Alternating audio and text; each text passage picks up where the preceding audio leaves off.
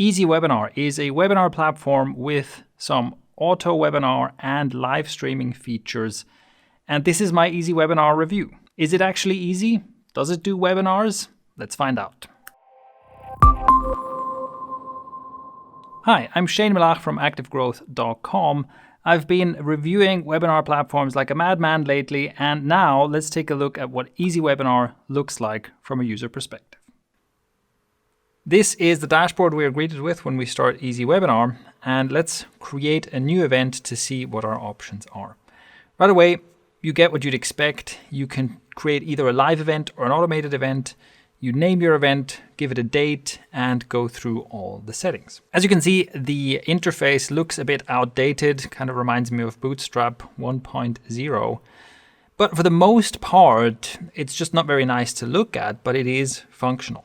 I say for the most part because one thing that is a letdown here is the landing pages. Like several other webinar solutions, with Easy Webinar, you get the templates, the registration page templates, replay page templates, thank you page templates, and so on, that you would need to create a webinar funnel.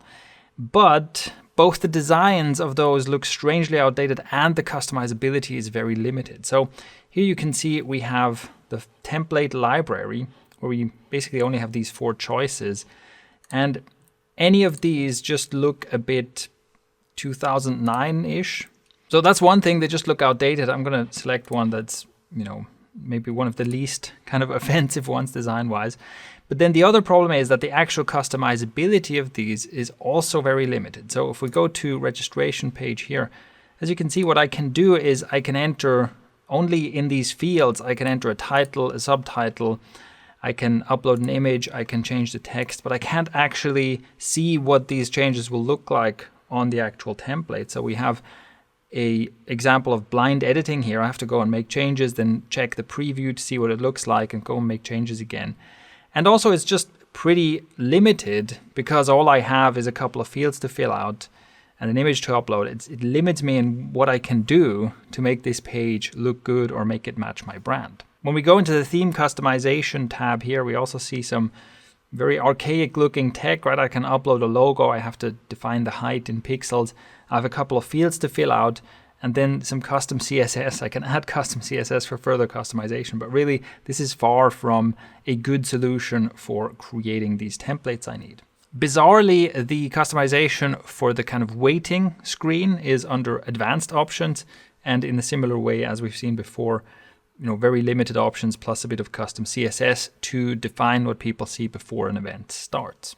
When we've created an event, we can go to publishing options to see all the links we need, which is handy all in one place. And it also comes with its own built-in one-click email link registration, also a nice feature. And here's also where we can get buttons or widgets to embed in our own landing pages. And this is probably what you'll want to do. You'd want to use your own landing page template so you have something more customizable and better looking. But even here, I found these a bit finicky to work with. I had issues where I tried to change the button color and it didn't save.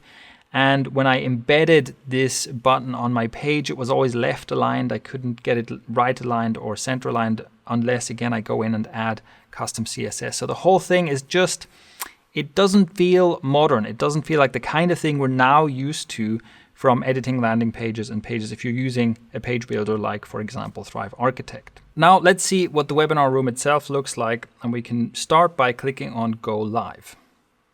We can use Easy Webinar to do a live stream on YouTube or do an actual webinar, not a live stream, by clicking Enter Live Room. Then we get a quick check for webcam and microphone and so on, which is good. Then we click on Go Live, and there's a quick waiting period.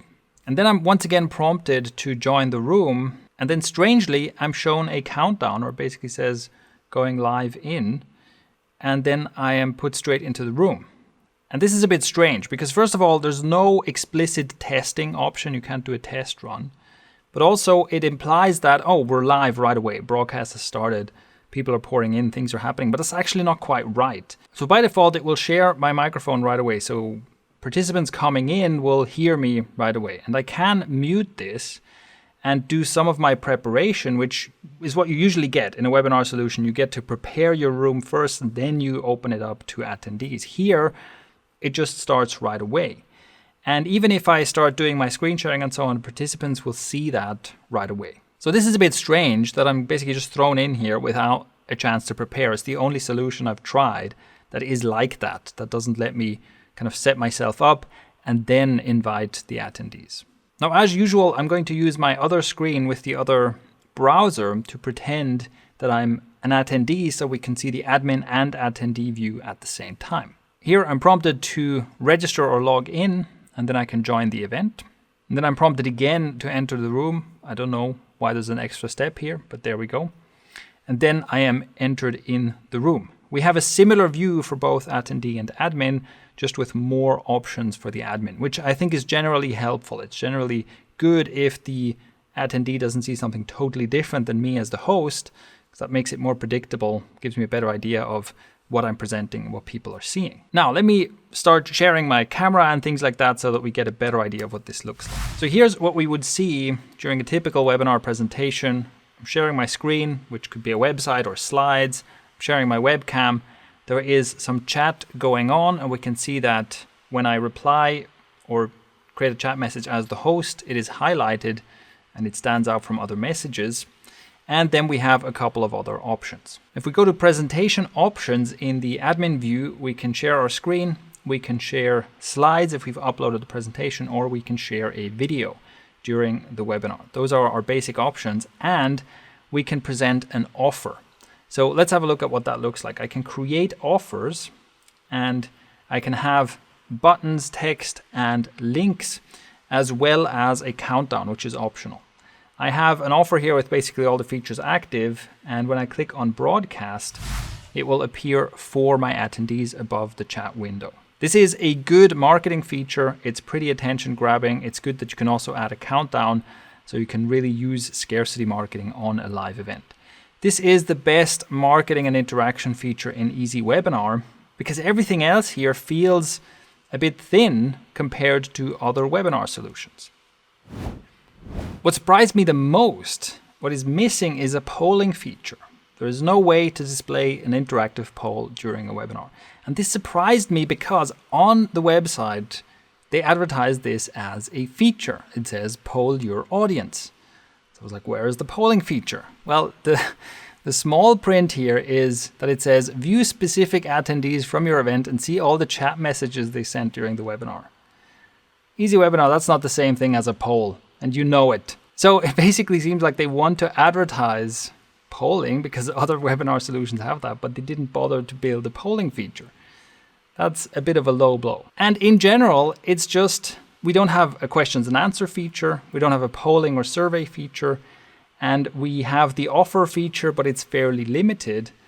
And the chat, not only do we not have a separate chat or questions and answer feature so that as the host of the webinar, I can find out which questions I should answer and kind of separate them from the noise in the chat. To add insult to injury, when you're trying to go through the chat and answer questions, every time someone adds a new message, the view jumps all the way down to the new message. So if you're scrolling through the chat messages and you start reading one of the questions, it just keeps jumping down because someone typed something new. So the way the chat works is really hostile to you as a host if you're trying to interact with people and answer their questions.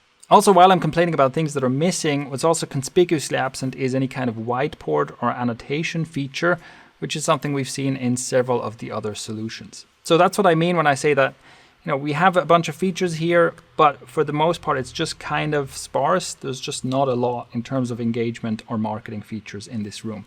Also, it's worth noting that, first of all, recording is not on by default. You have to flip that on to make sure you get a recording or a replay of your event. And another strange thing is there's this HD button, which you have to click, and then it asks you, warning, do you really want to stream in HD, which, by the way, is 720p. We're not talking about full HD 1080, right? And you say, okay, yes, please start streaming in higher quality. And then it starts doing that. This is a bad sign, because what the webinar platform should do is it should intake your signal in the highest possible quality and then distribute that signal depending on the visitor's bandwidth. It should be streaming lower resolutions or higher compression to people on a slower connection and higher resolution better quality to people on a fast connection. It shouldn't leave that choice up to me to say, oh, okay, let's switch to HD and then maybe cause a problem for people who are on a slow connection. When it comes to the replay you get with EasyWebinar, this is what the default replay room looks like, where we have a question box so that people can still interact or at least send you questions that you can answer later. Bizarrely, it shows us an attendee count on a replay, which is usually going to be 0 or very low. So that's strange. And it shows us this replay as a video. And the quality here is, well, basically it's not great, right? It's up to 720p, but at least it was stable. So I didn't have any problems throughout the live event or the replay. So this is a usable replay. But if you want to have kind of the marketing features and things like that, even though there's not that many, you would have to, instead of providing a replay, create an auto webinar using your replay file, which you can do. So if you are doing a sales webinar, you're probably better off, instead of sending out a replay, creating an auto webinar based on your live webinar and sending people to that. So let's look at the pricing of EasyWebinar. It starts at $78 per month for a room with 100 seats. And that is a pretty good price. It is not particularly expensive. It's also not particularly cheap, but it's a decent price. For a 500 seat room, it is $129 a month, or if you pay annually, it's just about $1,000 per year for 500 seats. And that is actually a pretty good price. So that would make this a really good deal if you were doing webinars to a large audience and you wanted some auto webinar features, except that the actual webinar features just aren't that great. In conclusion, EasyWebinar is simply the most lukewarm and unexciting solution that I've tested so far. You know, the only thing that's really bad about it, that I can really complain about, is the landing pages. It is just oddly outdated landing page design, poor customization options. It's just not great. And then the options for integrating with different landing page solutions also aren't great. That's the only thing where I really feel like that's not well done. Everything else that I was complaining about is generally like not really that bad, or I'm complaining about a lack of features that also don't exist in a platform like GoToWebinar, which I've used for years. So it's not that EasyWebinar is somehow terrible, and it did work. Unlike some other platforms I tested, I didn't have any technical issues. I didn't lose half of my attendees because, screen sharing didn't work or the video quality was horrible or anything like that. Again, it's not bad, but it's just not great. It's just not exciting. EasyWebinar is a better webinar solution with more features and at a better price than GoToWebinar. But if we compare it to some other marketing-focused webinar platforms, it just can't keep up. There isn't feature parity there. So there it is. EasyWebinar is not bad, but I cannot recommend it. Now, if you're wondering, well, what is the best webinar platform? That's what I've been working on finding out. And as soon as I've tested all of the platforms, I'm going to do a big comparison and roundup review. And when that's done, I will link to it below this video in the description and in the post that goes with it. So check below to see if that's already done, so we can finally find out which is the best webinar solution.